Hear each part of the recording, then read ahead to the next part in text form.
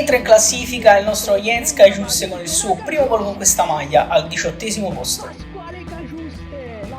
Passiamo al 17° posto occupato da Olivera, che con il suo gol stagionale sale a quota 2 in tutte le season.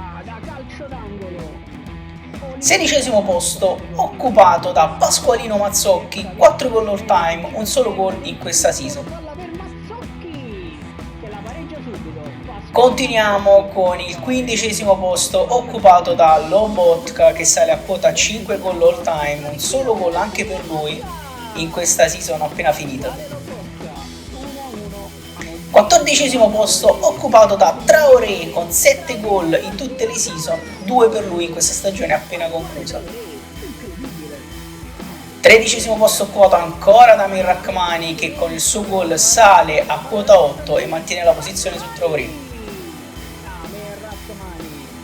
Andiamo avanti e troviamo al 12° posto Giannino Di Lorenzo, il capitano. Non ha segnato quest'anno ma mantiene il 12° posto con 11 gol.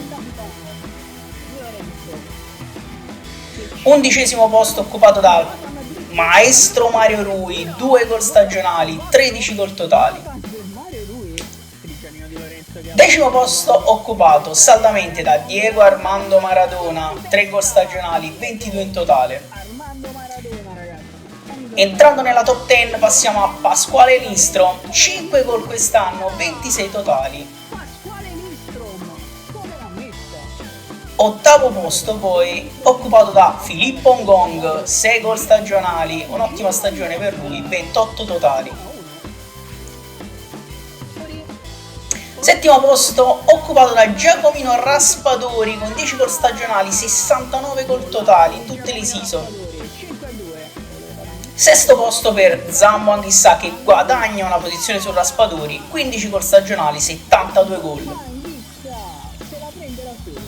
Entriamo nella top 5 con Ciolito Simeone, 13 gol stagionali e 110 gol totali con questa maglia, che perde la posizione a favore di Pietro Zielinski, che segna 20 gol stagionali e sale a quota 111.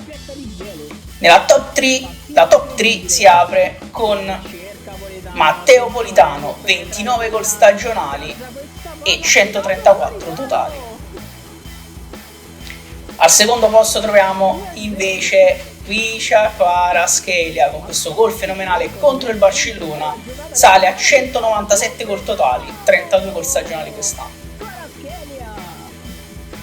E ovviamente al primo posto non ci può che essere Vittorio Osimhen con 75 gol stagionali, 456 gol totali. Ci godiamo questa mezza rovesciata, ragazzi, e ci vediamo alla fine della prossima season per l'aggiornamento della classifica. Sfonda la porta in mezza rovesciata e se ce lo fa vedere ci fa davvero contenti, ragazzi. Bam!